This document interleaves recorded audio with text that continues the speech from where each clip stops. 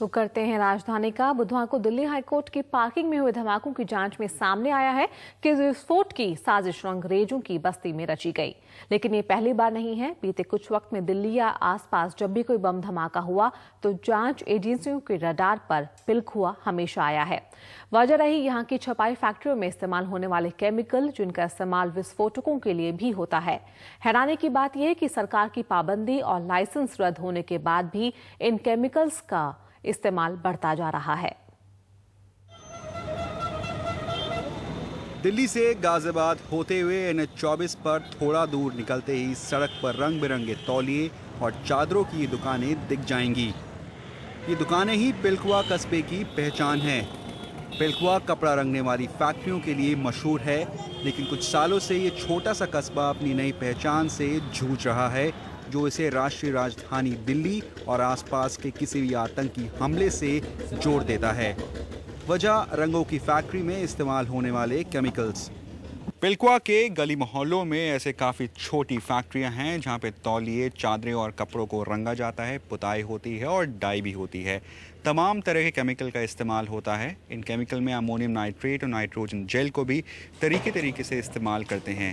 ये यहाँ पे एक रूटीन केमिकल है। मास्टर जी, इसे क्या बोलते हैं, क्या है ये? पपड़ी। और किस काम आती है ये स्याही काला, जिससे स्याही बनती है उससे काला होता है। तो इसमें नाइट्रोजन कितना मिक्स होता है? अब ये तो हमको भी अंदाजा नहीं है, लेकिन होता है नाइट्रोजन इसमें। हो सकता है। और ये मतलब जल जाता है फटाफट? वो तो आग दिखाने से, आग पकड़ने से होगा। तो अमोनियम नाइट्रेट, नाइट्रोजन जेल जैसे उन जैसे केमिकल, नाइट्रेट जो चीज़ नाइट्रेट कहते हैं, हाँ। अब उसको नाइट्रेट ही कहते हैं, वो क्योंकि जहर के समान होता है। उसको जो है किसी हर आदमी को नहीं देते हैं। तो सरकार की तरफ से या पुलिस प्रशासन की तरफ से कोई इसमें कोई सुझाव होते हैं कोई रोक टोक में?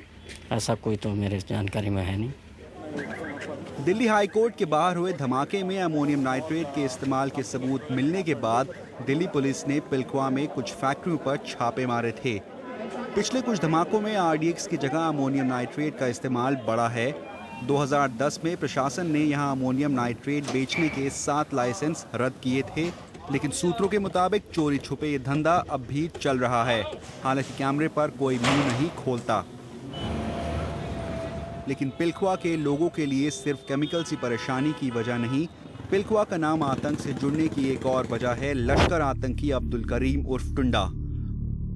1992 से फरार टुंडा पिलखुआ के इसी लोहारन मोहल्ले का रहने वाला है। 1996 से 1998 में हुए दिल्ली, सोनीपत, पानीपत, कानपुर और बनारस में हुए धमाकों में टुंडा का हाथ बताया जाता है। दिल्ली या दिल्ली के आसपास जब भी कोई विस्फोट या आतंकवादी गतिविधि होती है तो पुलिस पिलखुआ अक्सर आती है और पिलखुआ में इस घर में रहने वाले लोगों से पूछताछ करती है और उनसे मदद मांगती है। टुंडा की फरारी के बाद 68 साल के महमूद आलम अपने परिवार के साथ टुंडा के इस घर में रहते हैं। अब्दुल करीम टुंडा उर्फ जो आतंकवादी है हमारे देश का, मैं उसके मकान में रहता हूँ। और मकान में इसलिए रहता हूँ, मैं थाने से मुझे इजाज़त मिली हुई है, CBI से मुझे इजाज़त मिली हुई है। तो कोई दिक्कत आपको होती जब ये पूछताछ वगैरह, कोई परेशानी, कोई दिक्कत वगैरह होती है आपको? ना, परेशानी तो खैर होती है, क्योंकि घबराहट होती है। पुलिस वाले जैसे आते हैं तो महल्ले वाले भी देखते हैं, वो अगर CBI वाले आते हैं, भाई क्या है, मैंने कोई बात नहीं है, इनका हमारे अफसर हैं, अफसरों का काम है इंक्वायरी करना, हमारी बात है सच्चाई देना। केमिकल्स और टुंडा के बीच जांचकर्ता भले ही आतंक के तार ढूंढ रहे हों, लेकिन यहाँ के आम निवासी को लगता है कि इनके कस्बे का नाम बेवजह बदनाम हो रहा है। टुंडा को ढूंढना तो शायद मुश्किल है, लेकिन प्रशासन और जांचकर्ता अमोनियम नाइट्रेट और नाइट्रोजन जेल जैसे केमिकल्स की गैर कानूनी खरीद फरोख्त पर रोक जरूर लगा सकते हैं। पिलखुआ से पिंटू तोमर और कैमरा पर्सन स्टीवन एंटनी के साथ रजत केन, NDTV India.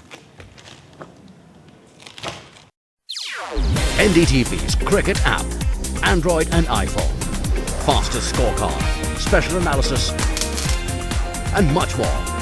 Download free. ndtv.com/apps.